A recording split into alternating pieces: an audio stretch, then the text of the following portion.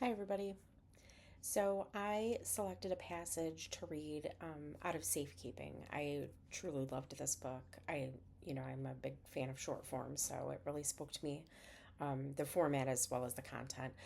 So, I selected just two passages. I don't know what the page numbers are because I'm reading it on my Kindle, but they're the chapters titled Where Are the Kids? And then the one immediately following that is Weather. So, I'm going to read those now.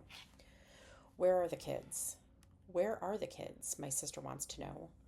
I can't write about the kids, I say uneasily. But they are part of this, she says. Their lives. Their lives are their own, I say.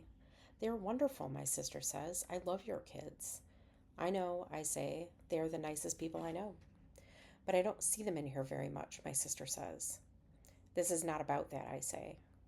Not about what? She asks. Not about holding them up to the light, I say. They should be here. But they are everywhere, I say. They are on every page. Don't you see? See what? They are the whole point. Weather. This is my favorite weather. Rain and wind whistling between the buildings. I don't feel I should be somewhere else. I don't feel guilty for staying where I liked best to be. I'm happy to be home, dropping the chicken into cold water with celery and carrots, preparing my dumplings. I should be finding bowls and spoons and setting the table. This is the weather for golden soup. This is what you won't be here for. Your daughter's life. The new Japanese movie at the film forum. All the April birthday parties. Grandchildren growing up. Tonight's rain. Tomorrow morning, a cup of tea. So I think I love these passages. First of all, they seem very not explanatory in nature, but they really seem um, to be points in time where the writer is giving us the heart of why she is writing what she writes. I'll talk about Where Are the Kids first. So, her conversation with her sister, and her sister's asking, it sounds like, why haven't you just written completely about your kids in this book? Why aren't you delving into everything? And um, Abigail says, don't you see?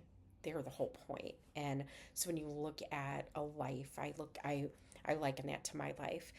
I became a mom very young. My boys are all adults. I've done a lot, made a lot of decisions, moved a lot, changed jobs. Every decision I have made since 1993 has revolved around my kids. So even if I don't mention that, that's a given. My kids are everywhere. They're in everything. They're in every move I've made. They're in every decision I've made. So I really appreciated that. And I appreciated her explaining through a conversation with her sister um, where her kids were in her stories. And then weather. I really loved that. That is my favorite weather too. Rain and wind. And I love all of that stuff. I love fall. My birthday's in the fall. So I think that's why I love fall weather. But um, she's speaking directly to her ex-husband, who we know is deceased, and finding those little moments in time that she knows he's gonna miss. And I just love how tender she is when she talks about him. When we think about exes, ex-boyfriends, ex-husbands, ex-family. Um, most people don't speak so fondly of those others, especially once they've passed. And she just has such grace in how she's remembering him, and she's discussing the things here that he's going to miss out on, and she's feeling him in those moments.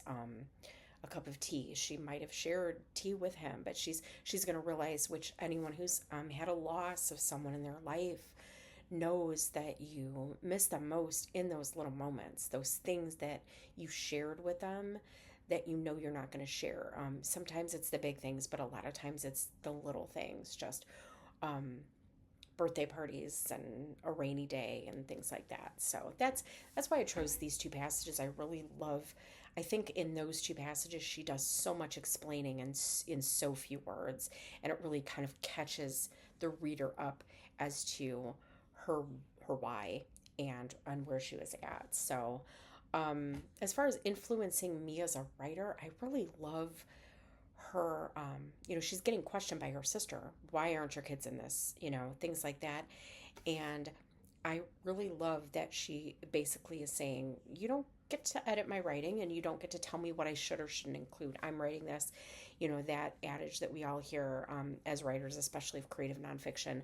If you don't like my story, go write your own, right? So I really love that, and it really touched me, and it kind of gives me that extra permission I have.